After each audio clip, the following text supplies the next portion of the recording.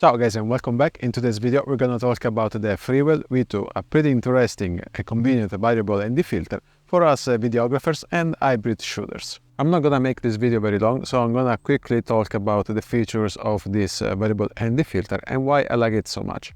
First of all, it has a very useful range of ND filtration that is going from ND3 to ND7, and I find this pretty amazing, because most of the time when I film outdoor, I film with a range between ND4 and ND6, and having these two stops just in one filter makes my life much easier.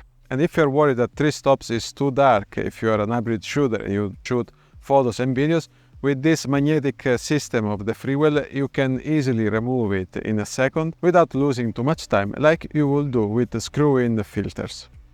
With this filter, you can easily control the angle of the polarization in case you need to reduce the amount of reflections in the scene, or if you need to reduce the angle of the cross polarization that is happening maybe in the corner or in the middle of the frame. So with this system, you can simply adjust where the darkening is going to happen. Obviously, this filter has hard stops, so it's very difficult to get this cross polarization problem. Now look at this. This case is probably where you're gonna see the biggest advantages of having a polarizer in your variable ND. So you're filming a guy that is pretty reflective, making you almost blind, and just with a little twist of the polarizer. Oh no, sorry, I changed the variable ND. So the twist of the polarizer can make this image a little bit more pleasing to watch. What do you think about it? It's better to keep that. With this system, you can also quickly attach a diffusion filter on top of your variable ND, but in case you are quickly going from outdoor to indoor and you need to remove the variable ND filter because you don't really need it indoor, with this system you can easily screw in the mist filter on top of the magnetic adapter of your lens. So you just snap out the variable ND and screw in the mist filter. The quality of the glass is pretty good, the images are sharp, and the color tint introduced by the filters is very minimal. Now, talking about the downside of this system, I will say that I didn't find any downside. Maybe the only thing I can complain about is the limited amount and type of diffusion filters that are available in this system.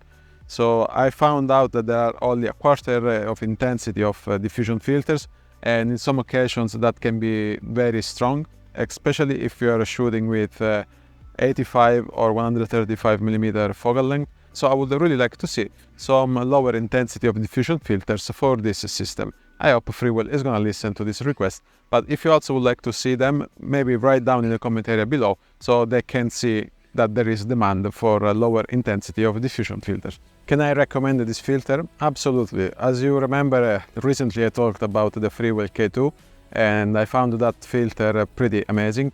And this V2 filter, I like it even more because it's smaller, lighter, and more affordable. So if you're asking me which one should you get, I would say that if you're a videographer, just get the V2. The ND filtration is super convenient. But in case you are an hybrid shooter and you also need to do landscape photography, I would say that maybe the Freewell K2 is a better buy, because with that filter you can include gradient ND filters. But obviously if you got the money, just buy whatever you like. It's that simple, you know.